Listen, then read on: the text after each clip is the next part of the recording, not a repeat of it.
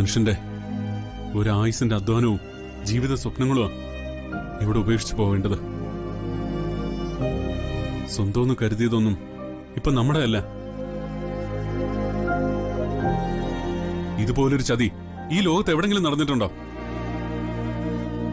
നാളെ നമ്മളെല്ലാവരും തെരുവിലേക്ക് ഇറങ്ങണം. സ്വന്തമായിട്ടുള്ള വസ്ത്രമല്ലാതെ മറ്റൊന്നും ഈ വീട്ടിൽ നിന്ന് എടുക്കാൻ പാടില്ലെന്നാ അവളുടെ ഉത്തരവ്. ഒരു കുത്തിന് കൊല്ലണം അവളെ. അവരെ കൊന്ന് ജയിലിൽ പോയതുകൊണ്ട് എല്ലാം അവസാനിക്കോ? ഈ നഷ്ടപ്പെട്ടതെല്ലാം നമുക്ക് തിരിച്ചു കിട്ടുമോ?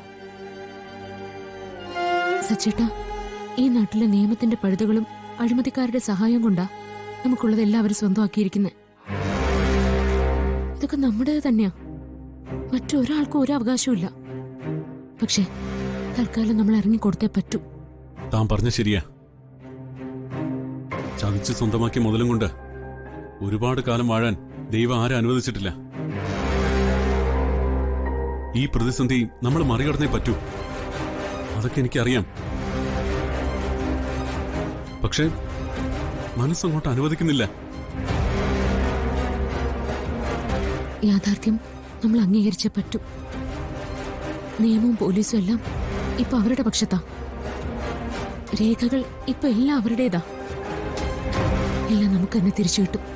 പക്ഷെ അതിന് കുറച്ച് സമയമെടുക്കും. തൽക്കാലം മാറി നിൽക്കാൻ ഒരു സ്ഥലമുണ്ട്. പക്ഷെ അതുകൊണ്ടൊന്നും ആയില്ല.